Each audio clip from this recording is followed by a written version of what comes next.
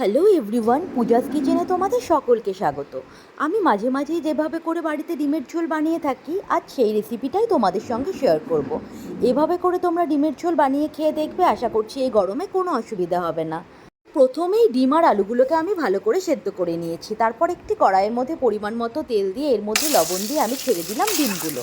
এখানে আমি কোনো হলুদ ব্যবহার করছি না, এভাবে করেই ডিমগুলোকে ভেজে নিচ্ছি।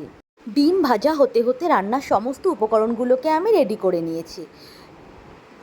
এদিকে একটি মিক্সিং গ্রাইন্ডারের মধ্যে 1 ইঞ্চি আদা, 5-7 কোয়া রসুন, 3-4টে কাঁচা লঙ্কা, একটা টমেটো আর 2টো মাঝারি সাইজের পেঁয়াজ আমি পেস্ট করে নেব।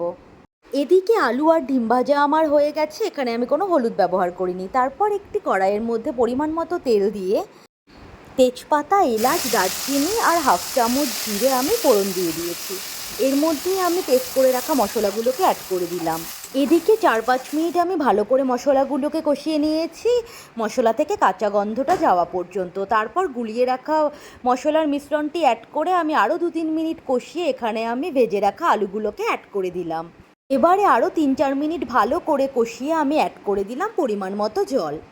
জল আমার ফুটতে শুরু করে দিয়েছে, এর মধ্যে আমি সমস্ত ডিমগুলো অ্যাড করে দিলাম। তারপর অ্যাড করলাম পরিমাণ মতো লবণ আর 1/2 চামচ চিনি। এবারে আরও 5-7 মিনিট মিডিয়াম ফ্লেমে ভালো করে তরকারিটিকে জাল করে আমি সবশেষে অ্যাড করে দিলাম 1/2 চামচ গরম মশলার গুঁড়ো।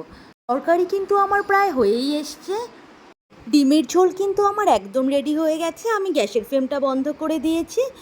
সো বন্ধুরা, আমার এই ডিমের ঝোল রেসিপি যদি তোমাদের ভালো লেগে থাকে, প্লিজ লাইক, কমেন্ট, শেয়ার করে দিও।